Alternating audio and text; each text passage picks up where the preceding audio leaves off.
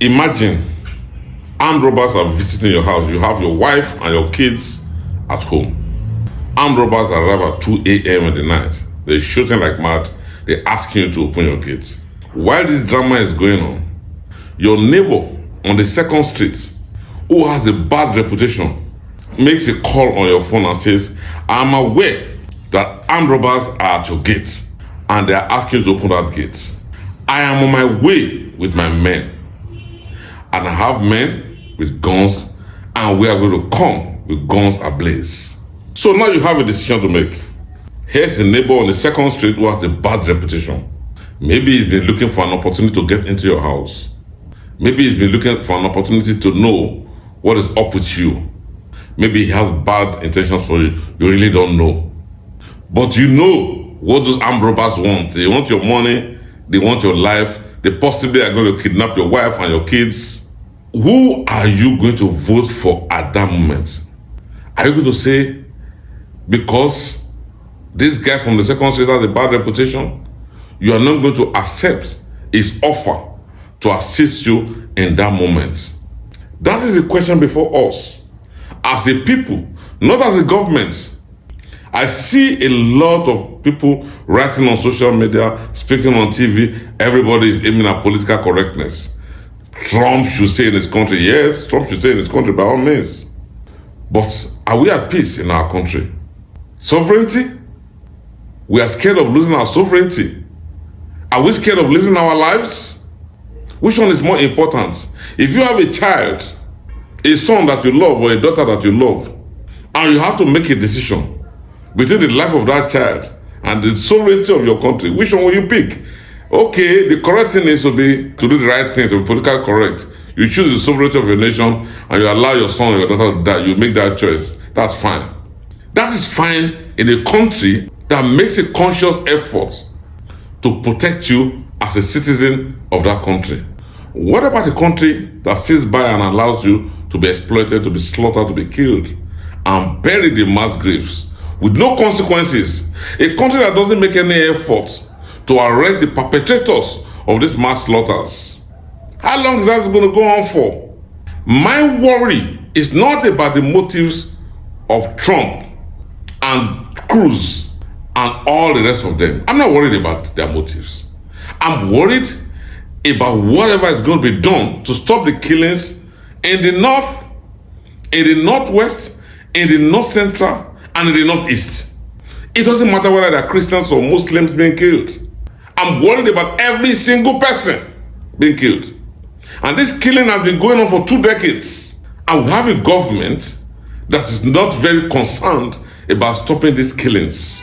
Why is it that suddenly, because a foreign power has intervened verbally by threatening that they're going to make an incursion, suddenly everybody is talking about it? The president of our country has issued a press release. The spokesman of the presidency has been talking about it. The president of the Senate has said something about it. The minister of the Federal Capital Territory is talking about it. 1 million commentators on social media are talking about these killings and these slaughters. They are talking about it seriously, with urgency, for the first time. They used to talk about it. They just talk about it. Oh, 200 people got killed yesterday, and that's it. Oh, 50 people got killed yesterday, and that's it. Even in the middle of this crisis, on October 31, people got killed. And that's it. But now, because of the threat to our sovereignty, everybody is worried. And that, for me, is what justifies what Donald Trump is doing. We cannot sit by and allow people to continue to get killed because we are protecting our sovereignty. Our sovereignty is supposed to protect us. That's the meaning of sovereignty. To make it impossible for anybody to come from some foreign country or from within the same country and kill citizens of this country without consequence. We have seen it happening. Open day slaughters. And nobody gets arrested. Nobody gets prosecuted. 1 million people gathering a few people in Abuja. Why don't you send them to the theater of war and take out these guys? And if you cannot do it, and the foreign power says they want to do it, I do not support that But since you cannot do it, maybe you should let them do the job. I am interested in human lives. I'm disturbed about the continuous killings, and we cannot allow that to go on. If the impact of Trump's saber rattling, warmongering, if the impact is to force our people in Abuja to act with urgency, if the impact is to force our military to act with urgency, then it is worth it. Before we got to Tucanos, there was all kinds of argument that the US is not giving us the arms required. Now we've gotten to Tucanos, what will we do about it? How can we be in a country where bandits, insurgents, Islamic fundamentalists who kill without remorse can drive into town and have meetings with officers of the state without consequence? How can people move into villages and kill hundreds of people without consequence? Have you lost a wife, a son, a friend, a husband to these mindless killings? Then maybe you'll be less concerned about sovereignty and you'll be more concerned about protecting lives. I vote for life.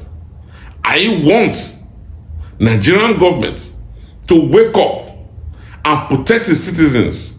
When you protect your citizens, no foreign power is going to come and say they want to protect those citizens for you. We need action, and we need urgent action, and I think I'd like to leave it like this for now. Thank you, and have a lovely day.